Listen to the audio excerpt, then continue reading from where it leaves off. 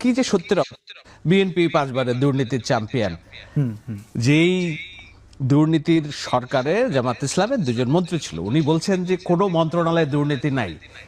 এগুলা কি যে সত্যের অপপ্রলাপ। হয়তো ব্যক্তি যে 2জন তাদের বিরুদ্ধে দুর্নীতির অভিযোগ নেই, তো একটা মন্ত্রিসভায় তো অনেকগুলো মন্ত্রী ছিল, কয়জন মন্ত্রীর বিরুদ্ধে দুর্নীতির অভিযোগে আটক হয়েছে মন্ত্রীরা? ব্যক্তির বিরুদ্ধে নাই, কিন্তু মন্ত্রণালয় কি দুর্নীতি মুক্ত ছিল? Of course not.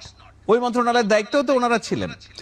আর একটা যে আছে শুধু ওই দুর্নীতির কথা, এখন তারেক রহমান তো এটাও বলতে পারেন যে ওই সময় বাংলাদেশের সরকারকে দেশে বিদেশে জঙ্গিদের সরকার হিসেবে প্রতিষ্ঠিত করার জন্য যেই 4-3টি ঘটনা, এর সবগুলো তখন জামাত ইসলামের 2 মন্ত্রী দ্বারা সংঘটিত হয়েছে।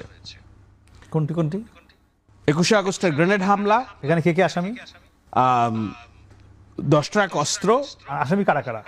আমি তো বললাম তারেক রহমান এটা বলতে পারতো, কারণ তারেক রহমান সেই মামলার আসামি কিনা? আসামি তো, কিন্তু সেই মামলা, সেই ঘটনাগুলো, এগুলা এই যে বাংলাদেশকে অস্থিতিশীল করার জন্য। না, তারেক রহমান আসামি হলে তারা শুধু শুধু ওই 2জন দোষী কিভাবে হয়? আমি বলছি তো, সবচেয়ে বড় আসামি কি লুৎফুজ্জামান বাবর, ভুক্তভোগী। আপনার কি মনে হয় লুৎফুজ্জামান বাবর তারেক রহমান এই অস্ত্র নিয়ে রাজনীতি করার প্লট তৈরি করেছে? না, প্লট তৈরি করেছিল সেই সময় প্রয়াত 2 মন্ত্রী, জামায়াত ইসলামের 2 মন্ত্রী। এটা তো বলতে পারতেন। দুর্নীতির ভাগ যদি বিএনপির ঘাড়ে আসে, এই জঙ্গিবাদের উত্থানের দায়িত্ব জামায়াতের সাবেক মন্ত্রীদের ঘাড়ে উত্থান, ভাগটা অবশ্যই বিএনপি কি তুলেছে?